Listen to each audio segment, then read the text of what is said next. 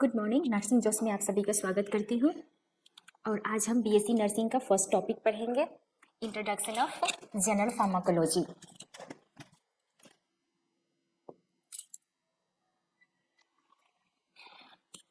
Introduction of general pharmacology. First हम लोग यहाँ पढ़ेंगे फार्माकोन। फार्माकोन मेनली कहाँ से आया है? ग्रीक वर्ड से आई हुई है। Pharmakon means drug, logos means study. The science which deal with the study of drug is known as pharmacology. और यहाँ आप डेफिनेशन यहाँ से लिखिएगा, the branch of science that deal with the study of drug is known as pharmacology. Pharmacology का आप पढ़ते हैं, उसका जितने ब्रांचेस हैं। First pharmacodynamics. फार्माकोडायनेमिक्स है क्या? Pharmacodynamic is the study of effect of drug on the body and their mechanism of action, that is for drug does to the body. Pharmaco यहाँ पे पढ़िए, pharmaco. Pharmaco means drug, dynamics means power. Dynamic का मतलब होता है power. Power ये भी to word से मिलके बना हुआ है, फार्माकोन और डायनेमिक्स। फार्माकोन मीन्स ड्रग और डायनेमिक मीन्स पावर। इसमें क्या हो रहा है? इसमें आप यहाँ पे ध्यान दीजिए, drug does to the body. जो हम ड्रग लेते हैं वो हमारे बॉडी में क्या करती है, कैसे वर्क कर रही है, इसका क्या मैकेनिज्म है, ये हम किस में पढ़ते हैं? फार्माकोडायनेमिक्स में पढ़ते हैं। द फार्माकोडायनेमिक क्या है? Study of effect. ड्रग क्या इफेक्ट दिखा रहा है of the body and there mechanism. कौन से मैकेनिज्म से, क्या मैकेनिज्म से ड्रग हमारी बॉडी में इफेक्ट दिखाएगा, उसको क्या कहेंगे? फार्माकोडायनेमिक्स। बस ये याद रखिए, what does drug to the body. Drug हमारे बॉडी में क्या कर रही है, कैसे वर्क कर रही है, इसको क्या कहेंगे? Pharmacodynamics.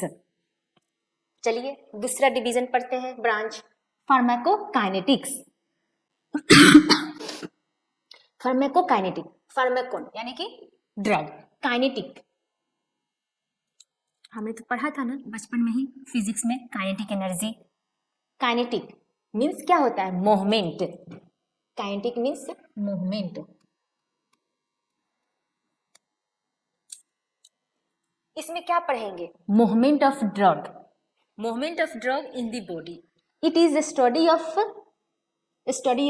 absorption, distribution, metabolism, excretion of the drug. What the body does to the drug. अब यहाँ पर आप ध्यान दीजिए, body does to the drug.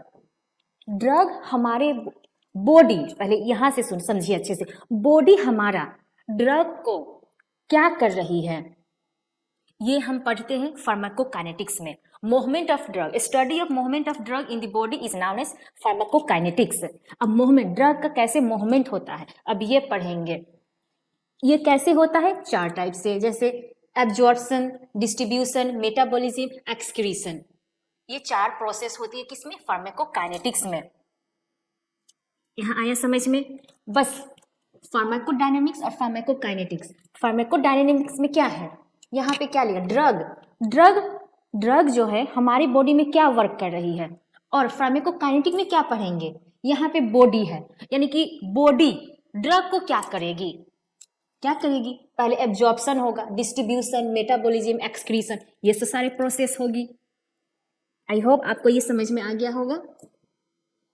Pharmacokinetic में कितने प्रोसेस होते हैं? एब्जॉर्प्शन होते हैं, पहले हमारी बॉडी क्या करेगी? पहले ड्रग को एब्जॉर्ब करेगी, फिर डिस्ट्रीब्यूशन होगा, फिर मेटाबॉलिज्म होगा, फिर एक्सक्रीशन होगा ड्रग का, तब क्या होगा? एक्शन। चलिए यहाँ पे मैं आपको समझाती हूँ फार्माकोकाइनेटिक्स।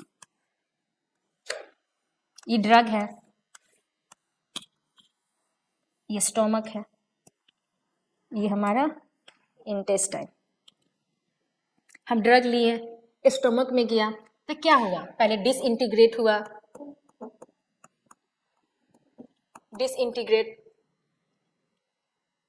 फिर उसके बाद डिसॉल्व हो गया, डिसोल्यूशन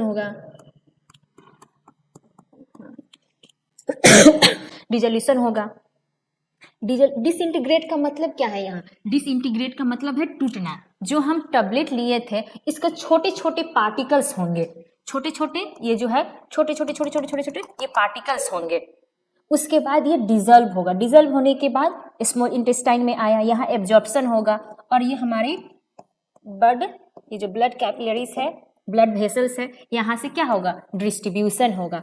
फिर यहाँ पे लीवर में जाएगा, लीवर में जाने के बाद मेटाबोलाइज होगा, मेटाबॉलिज्म होने के बाद लास्ट में एक्सक्रीशन होगा। एक्सक्रीशन भी बहुत इंपॉर्टेंट है क्योंकि हमारी बॉडी में एक्यूमुलेशन हो जाएगी तब बाद में प्रॉब्लम होगा।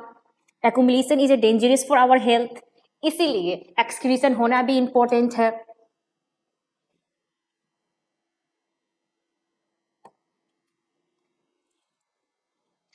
अब आते हैं next topic, फार्माकोथेरेप्यूटिक्स।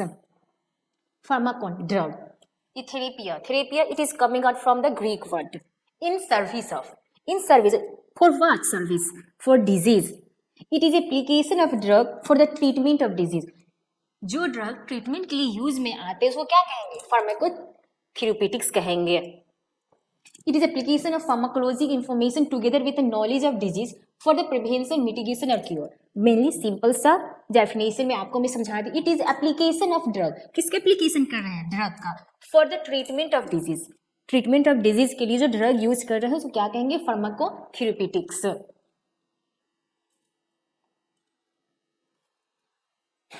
Pharmacy, pharmacy it is the art and science of compounding. Compounding means mixing, dispensing means देना, distribute करना drug, for preparing suitable dosage form for administration of drug to man and animal. Milling pharmacy में क्या करते हैं, drug को mix करते हैं और क्या करते हैं, डिस्पेंस करते हैं। डिस्पेंसिंग माने हम लोग डिस्ट्रीब्यूट करते हैं mainly.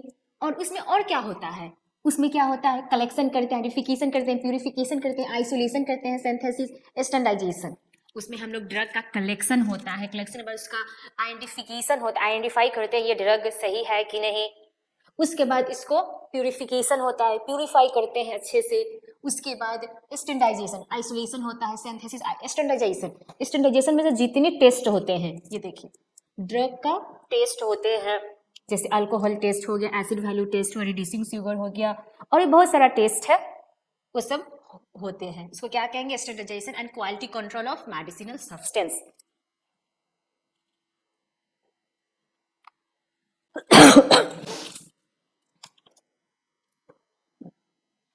Barcoding, barcoding it is most important for the all pharmacist and BSc nursing, mostly बहुत यूज में आता है बारकोडिंग। चलिए पढ़ते हैं बारकोडिंग है क्या। देखिए आपने सब कोई गया होगा, फार्मासिस्ट से आप मेडिसिन लेते हैं, मेडिसिन के आप ऊपर में जो पैकेट होता है, जो बंडल होता है, उसमें तो आप नोटिस किए होंगे ऐसे ऐसे बना रहता है, ऐसा बना होता है। ये है क्या, ये चलिए हम बताते हैं। बारकोडिंग, बार का मतलब क्या है, ऐसे जो बार होते हैं, लाइन, कोडिंग, कोड, यानी कि इस लाइन का कुछ न कुछ कोड होगा, कुछ न कुछ मीनिंग होगा, इसी को कहेंगे बारकोडिंग। ये मेनली कहाँ यूज होता है, क्यों यूज होता है, आप सोच रहे होंगे, चलिए मैं बताती हूँ। इट इज ए टेक्निक्स, या technique use in pharmacy to dispensing a right drug in right dose to the patient. इससे क्या होगा, हम मेनली कहाँ यूज होता है, ये टेक्निक्स फार्मेसी में यूज होता है। किस लिए यूज होता है, डिस्पेंसिंग, यानी कि हम जब मेडिसिन देते हैं, मेडिसिन जब हम देते हैं उस समय हम राइट डोज, देखिए राइट डोज और राइट ड्रग दे सके, इसके लिए ये यूज होता है पेशेंट को।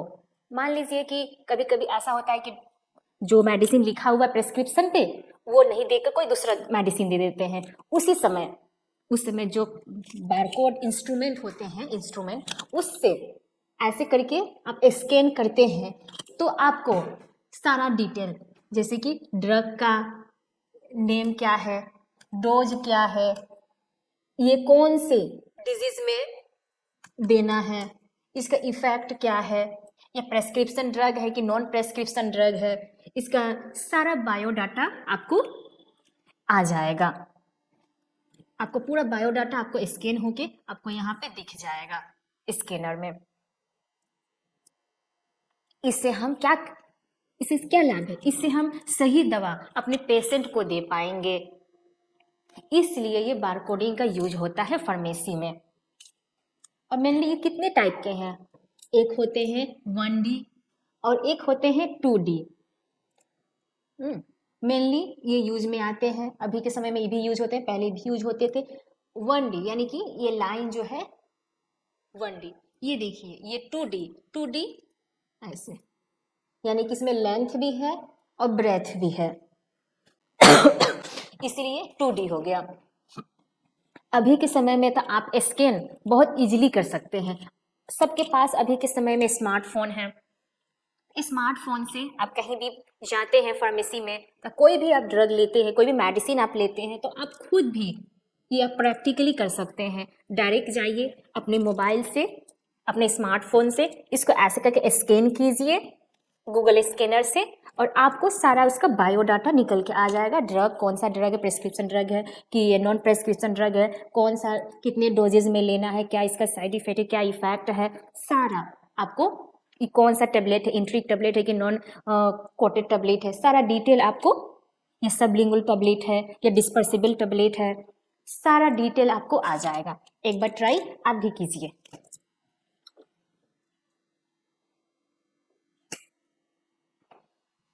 Pharmacognosy, the study of medicine. किसका स्टडी? मेडिसिन और crude drug produce from the natural resources such as plant, animal, microorganisms. किसका स्टडी करते हैं हम? मेडिसिन का स्टडी करते हैं। क्रूड ड्रग का जो कहाँ से आया है? नेचुरल रिसोर्सेज से, सच एज प्लांट है, एनिमल है, माइक्रोऑर्गेनिजम्स है। फार्माकोन ड्रग, कोग्नोसी यानी कि नॉलेज, यानी कि किसका स्टडी कर रहे हैं? स्टडी कर रहे हैं हम मेडिसिन का, स्टडी कर रहे हैं मेडिसिन का, ड्रग का जो नेचुरल रिसोर्सेज से आया है। नेचुरल रिसोर्सेज है कौन? प्लांट है, एनिमल्स है, माइक्रोऑर्गेनिजम्स है, ये सब है नेचुरल रिसोर्सेज। ये देखिए बहुत सारे ड्रग अवेलेबल है, बहुत सारा हमारे मेडिसिन अवेलेबल है नेचुरल तरीके से बना हुआ। और जितने भी आयुर्वेदिक प्रिपरेशन होते हैं, आयुर्वेद में जितने भी ड्रग्स बनते हैं, मेडिसिन बनते हैं, सब नेचुरल तरीके से ही बनते हैं, नेचुरल हर्ब से ही बनते हैं, प्लांट से आते हैं मोस्टली। देख लीजिए आप, एक त्रिफला चूर्ण आता है, त्रिफला चूर्ण में त्रि और एक थ्री यानी कि 3 चीज मिलाया जाए, अमल की, विविध की, हरित की, च्यवनप्राश हो गया, ये सब चीज में नेचुरल चीजों का यूज होता है। अर्जुनारिस्ट, अशोकारिस्ट, दसमुल्लारिस्ट, अभयारिस्ट पाइल्स के प्रॉब्लम में खाया जाता है। ये सब क्या नेचुरल तरीके से बनाया गया है ड्रग को, जो हमारे हेल्थ के लिए बहुत अच्छा है।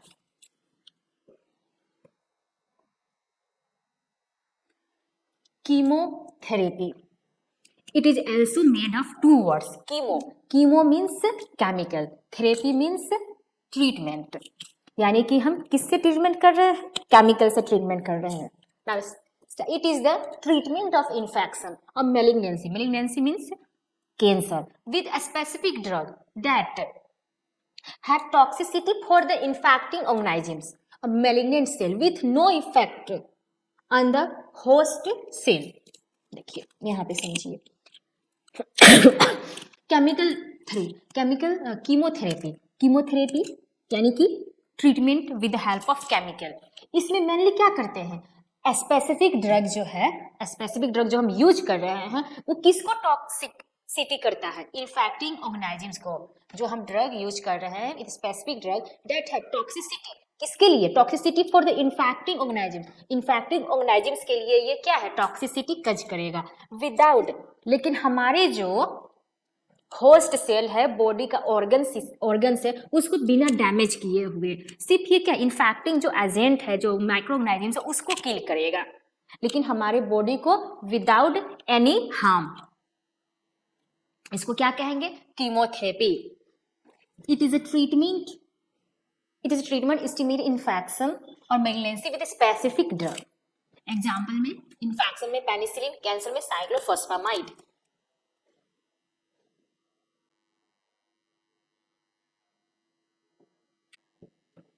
Drug, it is a single active chemical entity present in the medicine that is used for diagnosis, prevention, treatment.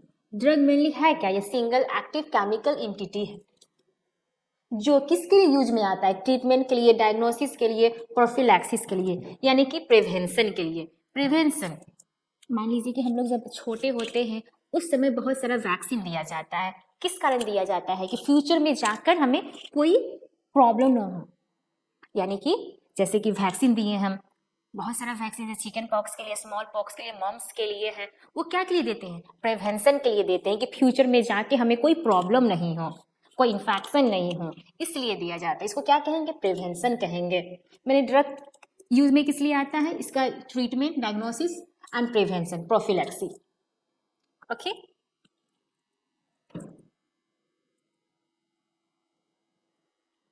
चलिए आपको सब समझ में आ गया होगा। आगे पढ़ते हैं। ड्रग नोमेनक्लेचर, ये बहुत इंपॉर्टेंट है।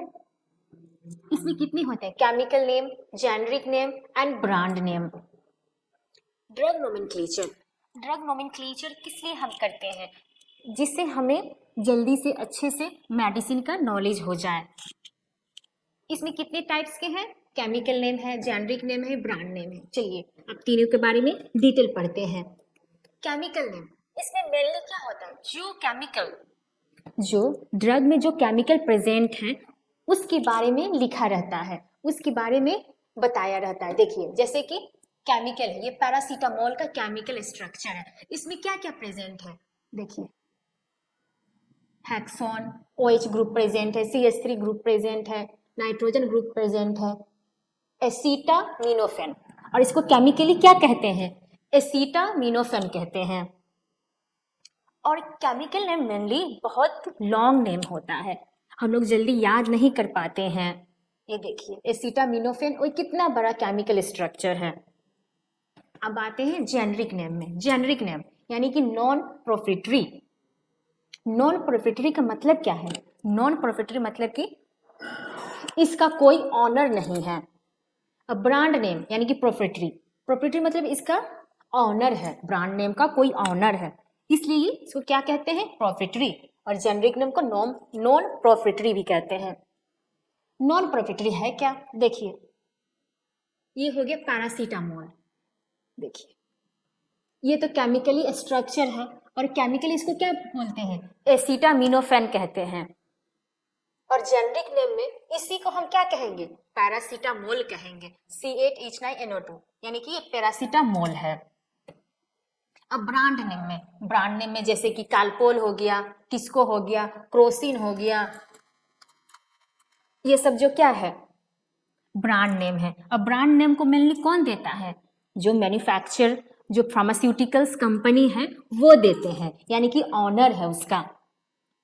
अलग अलग जैसे सिप्ला है अपना अलग नाम देंगे, एरिस्टो है अपना अलग नाम देंगे, सन फार्मा कंपनी है वो अपना अलग नाम देंगे, वो क्या कहलाता है, वो ब्रांड नेम कहलाता है। But generic name world wide पे सबका सेम रहता है, जेनरिक नेम कभी चेंज नहीं होता है, हमेशा सेम रहता है।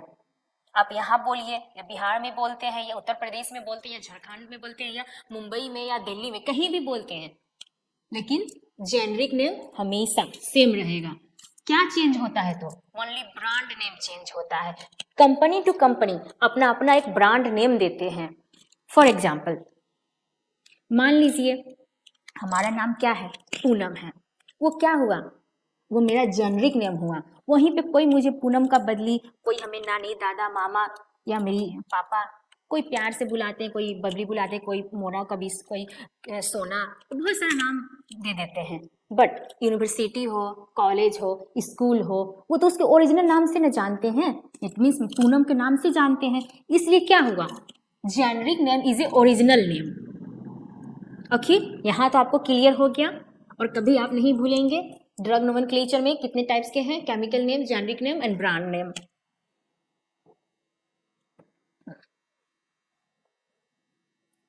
ओके ठीक है, यहाँ मैंने आपको डिटेल्स सारा चीज समझा दिया है, आपको मैंने एग्जाम्पल सहित हमने आपको बता दिया है, केमिकली, जेनरिक नेम का भी और ब्रांड नेम का भी।